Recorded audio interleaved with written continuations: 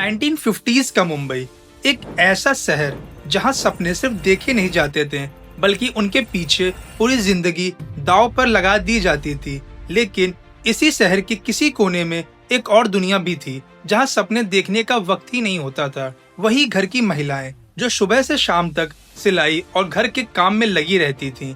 उनके हाथों में हुनर तो था लेकिन मौका नहीं था।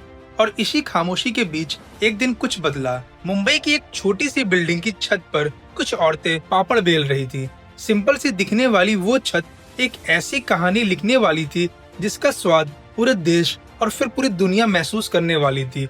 उन्हें खुद ही नहीं पता था कि उनके हाथों से बिलता हुआ ये पापड़ एक दिन 25 देशों तक पहुंच जाएगा और उनका नाम लिखा जाएगा दुनिया के सबसे इंस्पायरिंग बिजनेस लेजेंड्स के साथ। ये कहानी है उन औरतों की जिन्हें दुनिया ने घर की महिलाएं कहा, लेकिन उन्होंने दुनिया को दिखाया घर की औरतें भी इतिहास लिख सकती हैं। हमारी कहानी शुरू होती है 15 मार्च 1959।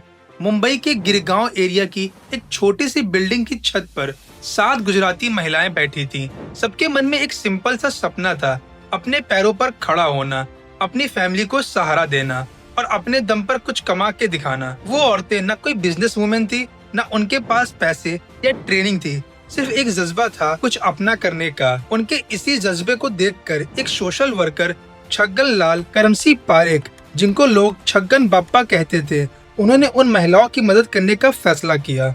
छगन बप्पा ने उनसे कहा, ये काम तुम्हारा है, मैं सिर्फ तुम्हें शुरू करने का हौसला दे रहा हूँ। और उन्होंने अपनी जेब से 80 रुपए दिए ताकि वो महिलाएं कुछ अपना शुरू कर सकें। उन 80 रुपए से उन महिलाओं ने मिलकर करीब 4 किलो उड़द की दाल खरीदी और थोड़े से मसाले और फिर उसी छत पर बैठकर पापड़ बेलना शुरू कर दिया।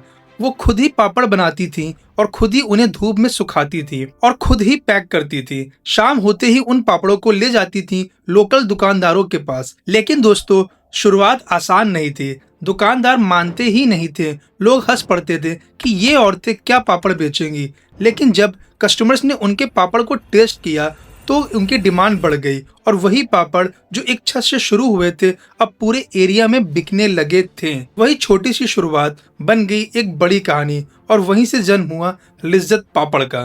No Indian meal is complete without a crunchy papad to bite into, and chances it came from a band of women from Mumbai who started small and then made it very big.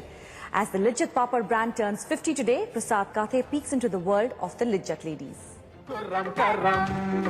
मजेदार लिज्जतदार साथ स्वाद में लिज्जत लिज्जत पापड़। जैसे जैसे उनके पापड़ लोगों के घरों तक पहुंचने लगे, उनका बिजनेस भी धीरे धीरे बढ़ने लगा और डिमांड के साथ औरतें भी उनके साथ जुड़ती गईं। प्रोडक्शन बढ़ने लगा और साथ ही एक नया सिस्टम डेवलप हुआ जहां औरतें घर बैठकर पापड़ बना सकती थीं, जिसे आज के समय पर वर्क फ्रॉम होम कहा जाता है। ये मॉडल दोनों के लिए फायदे का सौदा था। कंपनी को कम खर्च में स्किल्ड काम मिल गया और महिलाओं को घर संभालते हुए अपनी कमाई का मौका भी मिल जाता था। एक तरफ पापड़ का बिजनेस स्टेबल हो रहा था और दूसरी तरफ महिलाएं अपनी कमाई से घर और बच्चों का सपना पूरा कर रही थी। और इसी सोच के साथ साल 1962 में उन्होंने अपने संगठन को एक ऑफिशियल नाम दिया, श्री महिला गृह उद्योग लिज्जत पापड़। लिज्जत जिसका मतलब होता है स्वाद, लेकिन इन महिलाओं के लिए लिज्जत का मतलब था उनका सम्मान। उन्होंने एक सिंपल रूल बनाया, यहाँ कोई बॉस नहीं होगा, कोई नौकर नहीं होगा, जो काम करेगी वही कमाएगी। ये एक बिजनेस मॉडल था और उसमें एक परिवार जैसी इक्वालिटी थी। और सबसे खास बात, इन महिलाओं के पास न कोई MBA डिग्री थी, न कोई फॉर्मल बिजनेस ट्रेनिंग। फिर भी उन्होंने बनाया एक ऐसा मॉडल जिसे दुनिया आज कहती है कलेक्टिव ओनरशिप मॉडल। मतलब हर औरत यहाँ मालिक भी थी और काम करने वाली भी, जिसमें डिसीजन सब मिलकर लेते थे। इसीलिए उन्हें दुनिया जानती है एक नाम से, लिज्जत सिस्टर्स। 1966 में लिज्जत पापड़ को ऑफिशियली रजिस्टर किया गया अंडर सोसाइटीज रजिस्ट्रेशन एक्ट। और फिर आया टर्निंग पॉइंट जब khadi and village industries commission ने इसे रिकॉग्नाइज किया। अब लिज्जत एक सोशल एंटरप्राइज बन चुका था जिसमें हर मेंबर की हिस्सेदारी थी। जब डिमांड बढ़ी तो लिज्जत पापड़ ने एक्सपैंड किया, नए फ्लेवर्स, नए ब्रांचेस और नए प्रोडक्ट्स, मसाले, खकरा, आटा, बेकरी आइटम्स तक। आज लिज्जत के प्रोडक्ट्स 25 प्लस कंट्रीज में एक्सपोर्ट होते हैं और हर साल 4.8 बिलियन पापड्स बनते हैं। और सबसे खास बात, 45,000 से ज्यादा महिलाएं इस परिवार का हिस्सा है। दोस्तों, लिज्जत पापड़ सिर्फ एक बिजनेस नहीं, एक मिशन है। यहाँ हर सिस्टर की कमाई का एक हिस्सा उनके वेलफेयर में लगता है, एजुकेशन, हेल्थ केयर और सोशल सर्विस में। उन्होंने दिखाया कि एम्पावरमेंट का मतलब है पैसा नहीं, अपनी इज्जत, अपना फैसला लेना भी है। आज दुनिया की बड़ी कंपनीज जैसे स्टारबक्स भी इसी मॉडल को फॉलो करती है, जहां हर एम्प्लॉय को पार्टनर कहा जाता है। पर भारत में ये कॉन्सेप्ट साल 1950 में लिज्जत पापड़ ने दिखाया था। लिज्जत की सफलता के पीछे सबसे बड़ा राज था इसका यूनिक सप्लाई चेन सिस्टम। देश भर के अलग अलग शहरों में लिज्जत के रीजनल सेंटर्स बने हुए हैं। सुबह सुबह सेंट्रल ब्रांच में आटा आता है, जहां मसाले मिलाकर डो रेडी किया जाता था। फिर कंपनी की बस निकलती थी और महिलाओं को उनके एरिया के सेंटर तक ले जाती थी। वहां वो अपने हिस्से का गूंदा हुआ आटा लेती हैं और उसी बस से अपने घर वापस चली जाती हैं। घर पहुंचने के बाद वो पापड़ बेलती हैं और उनको धूप में सुखाती हैं। सुबह हम लोग 4 बजे उठते थे, बाद में वडाला में ब्रांच थी, वहाँ से हम लोग पापड़ देने का, आटा लेने का, बाद में घर पे आने का, घर पे थोड़ा सा नाश्ता बिस्टा करके हम लोग टेरेस पे पापड़ बनाते थे। पापड़ का स्टैंडर्ड हर जगह सेम रहे, इसीलिए सभी लिज्जत सिस्टर्स को एक जैसे एल्युमिनियम रोलिंग बोर्ड्स दिए जाते हैं और पापड़ बनाने की बेसिक ट्रेनिंग भी दी जाती है। इसी वजह से चाहे पापड़ मुंबई में बने या जयपुर में, टेस्ट एकदम सेम होता है, क्योंकि बना है एक ही सोच से, यूनिटी और क्वालिटी। दोस्तों, लिज्जत पापड़ का रॉ मटेरियल आज तक वहीं से आता है जहां से उन्होंने शुरुआत करी थी साल 1959 में। और उसी दौरान एक सुपरवाइजर उनके घर आकर हाइजीन और क्वालिटी चेक करता है, ताकि हर पापड़ एक जैसे स्टैंडर्ड को मेंटेन कर सके। अगले दिन सुबह वो अपने पापड़ वापस सेंट्रल ब्रांच में जमा करती हैं और वहाँ उनका वेट और क्वालिटी चेक होता है और फिर उन्हें मिलता है उनका डेली वेजेस। दोस्तों, रोज के 5 से 6 घंटे काम करने के बाद ये महिलाएं महीने के 12,000 से 15,000 तक आराम से कमा लेती थी। लेकिन लिज्जत पापड़ की एक सबसे खास बात यह है, यहाँ किसी को भी नौकरी से निकाला नहीं जाता।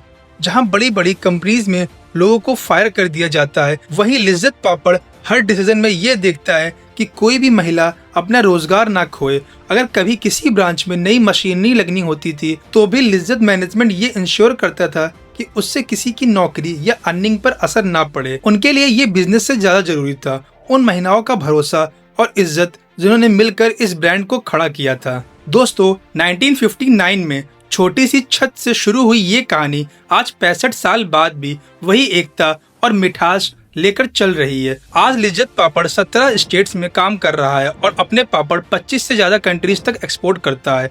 इतने सालों में न कोई बड़ा लॉस, न कोई गिरावट, सिर्फ एक चीज बढ़ी है, औरतें और मजबूत हो गई हैं। सरकार ने भी लिज्जत को कई अवार्ड्स दिए हैं। 2021 में फाउंडर जसवंती बेन पोपट को पद्मश्री मिला और 2023 में उनकी जिंदगी ने एक कहानी छोड़ दी जो आज हर इंडियन वुमेन के लिए एक इंस्पिरेशन है।